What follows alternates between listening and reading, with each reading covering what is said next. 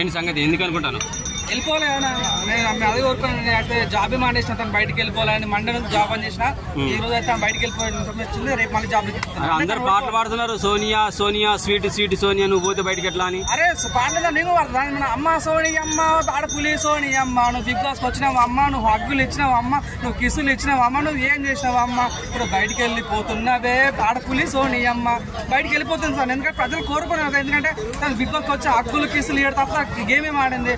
ఎప్పుడు ఒకరు మంచిగా మాట్లాడుతుంటే నెగిటివ్ మాట్లాడేది. ఎప్పుడు ఒక రాజమాత లాగా ఇక్కడ పక్కన నిల్చొని పక్కన బలాలు లేవు పక్కన బాహుబలి ఎట్టుకున్నట్టు నిఖిల్ ప్రతి ఎట్లా గేమ్ ఆడడం తప్ప తన సొంత గేమ్ ఏం ఆడింది. ప్రతిసారి నెగిటివ్. నిన్న మాత్రం మామూలు వేసుకునే నాగార్జున అంటే నిజంగా పాయింట్ ఎస్పీ నామినేషన్ మాట్లాడుతుంటే ఏమంటే నువ్వు కావాలని నిఖిల్ పృథ్వీ ఎందుకు మధ్యలో లాగుతున్నావు అని నీకేం ఆడుతున్నావు పక్క వాళ్ళు ఎందుకు లాగుతున్నావు అంటే చాలా పాయింట్ పైన మాట్లాడి నిజంగా చాలా పంపిస్తున్నా.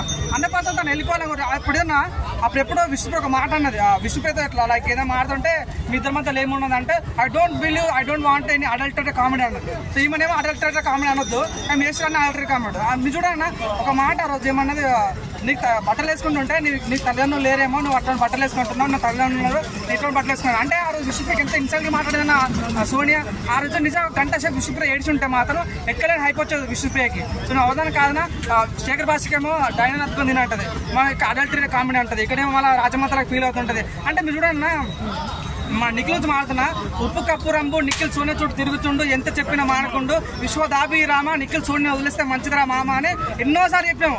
ఆయన కూడా నిఖిల్ ఇప్పుడు కూడా రెడ్ కూడా తనకి ఇట్టారు కానీ ప్రతిది కూడా సోనియాకి ఫేవర్ ఉన్నాను కానీ అంటే అవునాను కదన్నా నిఖిల్కి ఎక్కడలోనే ఫ్యాన్ బేస్ ఉందన్న తనకి. సో నిజంగా ఈ సోనియా రావడం వల్ల నిఖిల్కి ఉన్న ఫ్యాన్ బేస్ తగ్గిపోతుంది. చాలా మంది కూడా నిఖిల్ ఓట్లని పనిచేస్తారు. సో నిఖిల్ గేమ్ ఆడాలన్నా నిఖిల్ కప్పు కొట్టాలన్నా టాపైకి వెళ్ళాలన్నా మాత్రం అన్నప్పుడు సోనియా బయటకు వెళ్ళాలి. సో చెప్తున్నా సోనియా బయటకు వెళ్ళడం ద్వారా చాలా మంచి పరిణామాలు జరుగుతాయి బిగ్ బాస్ లో. అందరూ కూడా అంటే బిగ్ బాస్ మంచిగా ఆడాలని ఫీలింగ్ వస్తుంది. నిఖిల్ కూడా తన పని తాను చేసుకుంటాడు. నెక్స్ట్ గుర్తు వెళ్ళిపోతారు కాబట్టి 100% చాలా మంచి టఫ్ ఫైట్ ఉంటాయి. ఇంకా వైల్డ్ గా ఇంట్రెస్ట్ ఉంటాయి కాబట్టి అటు యథావిధిగా ఈసారి మాత్రం రచ్చరంబాలో ఉంటాను ఫీలింగ్ నాకు కలిగిందన్న. ఓకే ప్రేరణ కానీ సీత కానీ ఎలా అనిపించింది? నిన్న ప్రేరణ అన్న ఏం మాట మనకు ఆడపుల్లిలాగా మాట్లాడింది. అంటే మీరు చూడండి అన్న నిఖిల్ గురించి చాలా పాయింట్ మాట్లాడింది అన్న. అంటే నిఖిల్ బయాస్ ఉంటాడు తన క్లాన్ కేమో మంచిగా ఉంటాడు అవత క్లాన్ కేమో పోజ్ చేస్తాడని మాట్లాడింది. ఆ పాయింట్ అన్న నిజంగా ప్రేరణ మాట్లాడుతుంటే ఒక ఆడపుల్లిలాగా గుర్తొచ్చింది అన్న. అంతేందుకు మన నాగార్జున మాట్లాడుతుంటే అవును సార్ అందుకోసం వాళ్ళ టీంలో కోవట్లు వేసారని చెప్పింది. అంటే తన తీసుకుని స్టెప్ ఏంటంటే చాలా మంచి తీసుకుని తను ఎంత గేమ్ ఆడినప్పుడు కూడా లాస్ట్ టైం కూడా చాలా మంచి గేమ్ వీక్ చాలా మంచి గేమ్ ఆడింది.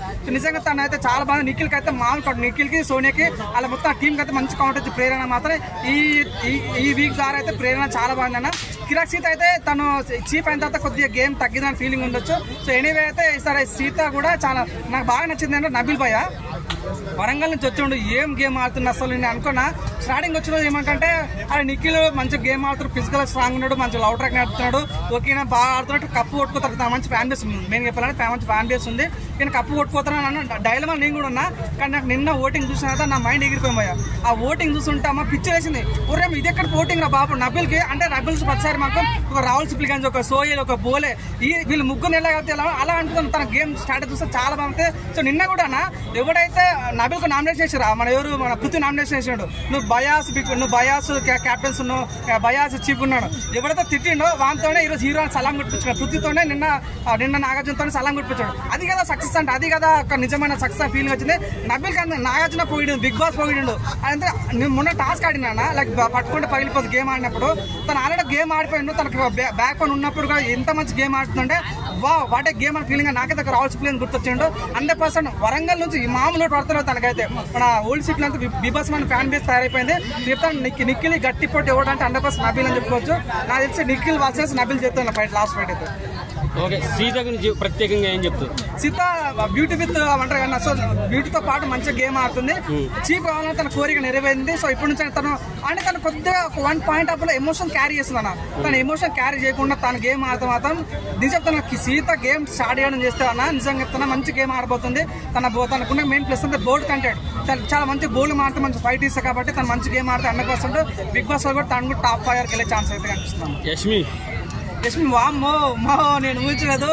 లాస్ట్ మన శేఖర్ భాష హెల్మెట్ అయిన తర్వాత వాళ్ళిద్దరు వెళ్ళిపోయిన తర్వాత చాలా నెగిటివ్ ఉన్నాయి. ఎస్పీ అసలు ఏంద్ర బాబు ఎస్పీ మెల్లమెల్ల చంద్రముఖిలా మారిపోతుంది అనుకున్నా, కానీ తర్వాత మన వెళ్ళిపోతున్న అబ్బాయి వెళ్ళిపోయిన టైంలో తన గేమ్ ఆడింది భయ్య. ఒక అబ్బాయి ఆడంత గేమ్ కూడా అమ్మాయి ఆడింది. అంటే భారత ఒక ఆడపిల్ల నిజంగా అమ్మాయి చేతికి ఒక కత్తిచ్చుంటే మాత్రం 100% పొడుస్తుంది మా ఫీలింగ్ వచ్చింది. ప్రేరణ కానీ యష్మి కానీ వాటి గేమ్ అనే ఫీలింగ్ వచ్చింది.